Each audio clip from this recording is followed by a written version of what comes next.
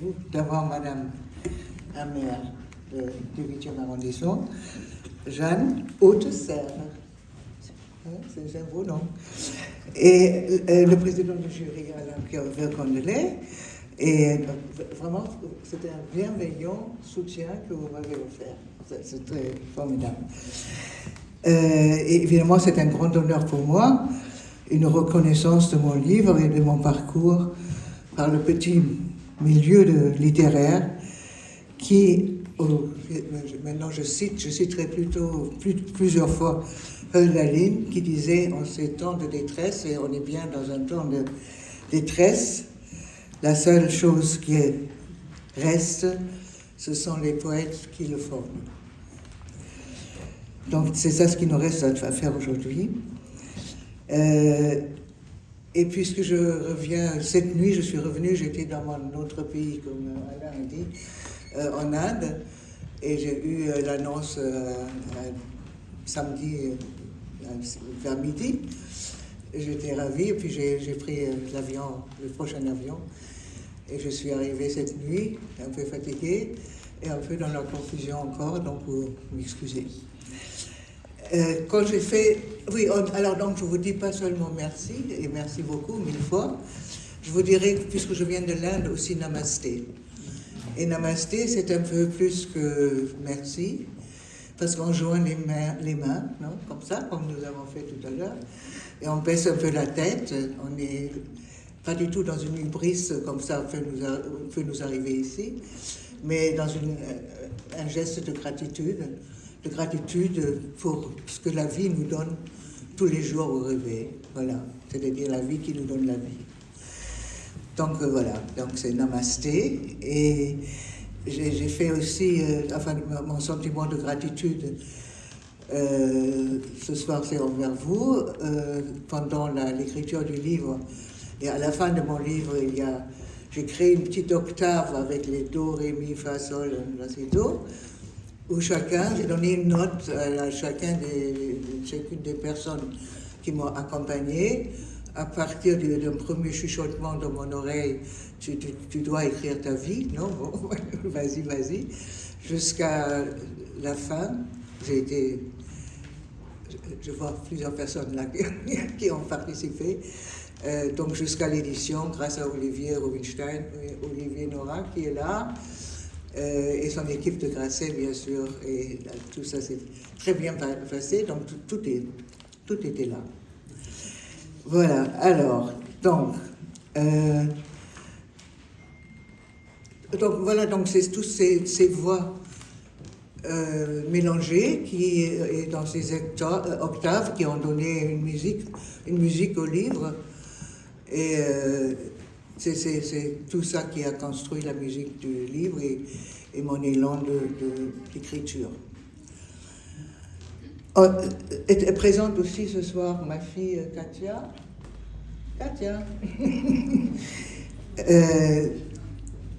Une belle écrivaine déjà, et pour toujours, je pense, avec son fils Jonas, 7 ans. C'est le plus petit de mes 10 petits-enfants. Donc il est encore un peu dans le ventre de la baleine, mais sera recraché un jour pour fonder un royaume de Dieu.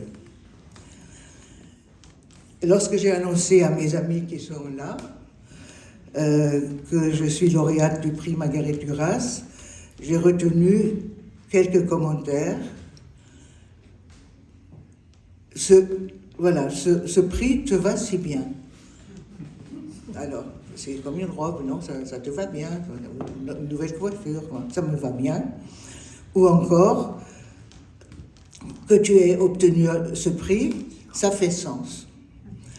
Alors, pourquoi, je me suis demandé, pourquoi ça fait sens? Alors, des souvenirs ont surgi. Quand j'avais 16 ans, donc en Allemagne, je lis Rilke, Kafka et Camus. À 20 ans, je lis Duras, Hiroshima mon amour et Moderato cantabile. Je suis fascinée, séduite par une langue qui ne dit pas tout, je ne comprends pas tout, mais qui me parle d'elle, entre guillemets, une femme en écriture.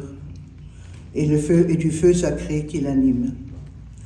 Des années plus tard, j'ai voulu retraduire de Duras le Nevian Night et l'homme assis dans un couloir.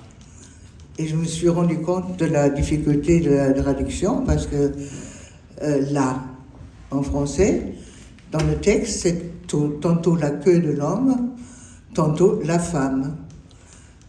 Donc deux féminins en français. Et en allemand, il n'y a qu'un masculin pour la queue. Donc, alors je l'appelle, je demande comment vous voulez que j'avance ce problème. Elle dit, oh là là, débrouillez-vous. Bon. Une deuxième fois, quand je l'ai rencontré, c'était après une émission d'Auguste Perrault à la télévision. Alors je venais de publier un livre qui s'appelle Naître coupable, naître victime. Donc naître coupable, c'était les fils de nazis, et naître victime, les fils de déportés. Les filles ou les fils, comme les enfants. Et je l'avais avec moi et je voulais lui offrir, je lui ai offert. Et j'ai accompagné, j'ai dit un peu ce qu'il y avait dedans, etc. J'ai dit, écoutez, vous devrez venir à Berlin et voir le changement. Maintenant, tous les Allemands plaident coupable. Et il y a vraiment une prise de conscience. Elle m'a dit, papa la pape, ça va pas durer. Il faut dire qu'elle avait vraiment raison. Quand on regarde maintenant la situation, voilà.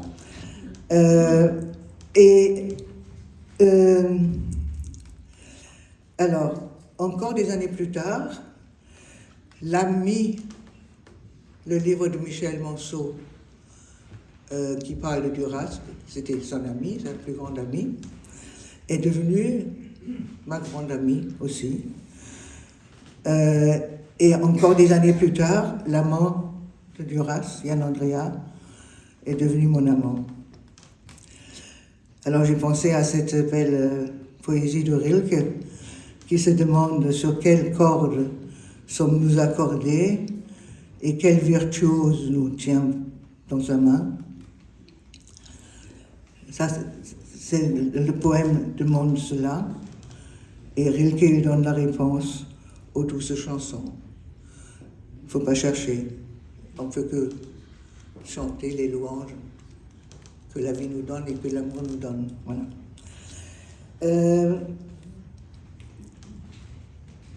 Alors, après, voilà, donc je me suis demandé aussi, quand mes amis me disent ce qui fait sens, et pour moi, dans ma vie, en fait, ce qui fait sens, c'est ce qui fait lien. Pour le meilleur et pour le pire, notre époque fut une époque duracienne, forcément sublime, où on scandait entre nous tout l'enchantement que produisait la lecture de ces livres, de ces textes, qui avec violence, avec une grande violence, dont on ne parlait pas, le rapport à la sexualité, à l'argent, à l'amour, la sensualité, et on devinait une sorte de Jurassic Park en présence d'êtres qui jouissent de dévorer et jouissent aussi d'être dévorés. L'amour et la mort, si tu ne me tues pas, tu me tues. C'était une époque qui débordait de sens et d'absolu, de goût de l'absolu, des gâteries et d'excès. On peut ressentir des regrets aujourd'hui, où plus rien ne semble faire sens, où l'être semble être condamné à la pauvre solitude, à sa pauvre solitude, où le monde a l'air de gober le non-sens, l'arbitraire, les pathologies brutales des tyrans, qui se vantent d'être sans une once d'empathie pour l'humanité, mais au contraire la programme son extension. Le monde va à sa perte, prophétait déjà Marguerite Duras. On n'était pas encore là, dans les années 80, mais nous y sommes aujourd'hui. Je peux faire plus court, hein? Tu vas jusqu'au bout? Bon. Alors, mon ami Daniel Cohn-Bendit, quand il a reçu le prix Saint-Simon, il y a un mois ou un mois et demi, est resté ce jeune homme optimiste en disant « Mais nous avons gagné, les femmes ont le pouvoir d'avoir un compte en banque sans demander le pouvoir à leur mari. Ils ont l'accès à la conception. Ce sont des avancées formidables. Mais quand on lit d'autres informations, et on voit arriver en Amérique et partout, voilà, ils peuvent être mis en question en très peu de temps, à toute vitesse et à tout moment, par les tentacules des virilistes qui grandissent partout. Et que de la différence sexuelle, après Derrida, après Hélène Cixous, plus personne n'en parle aujourd'hui.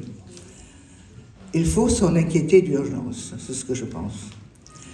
J'ai écrit « Tout est là » en 2024, j'aurais dû dire « Tout est là », etc. Le monde a changé en si peu de temps, et nous avons changé forcément aussi. Comment la télévision conditionne nos sexualités, on ne sait pas encore très bien. Comment l'usage des textes et des textos, pas des textes, des textos, appauvrit notre langue. Comment les images nous habituent à la barbarie, au viol, à des guerres. La vie privée et la vie intellectuelle sont liées. La dimension affective et la dimension politique sont liées. Là, Duras, elle était maîtresse de le faire sentir. Entre lecture et écriture, il existe une réciprocité. L'inconscient opère partout. On ne le nomme pas, mais on le ressent. Pour l'intimité, j'ai envie de citer encore la ligne, une très belle phrase. Aux amants, un autre monde est accordé. Ça, c'est pour votre intimité. Et de façon plus pragmatique, une phrase de Bertrand Russell.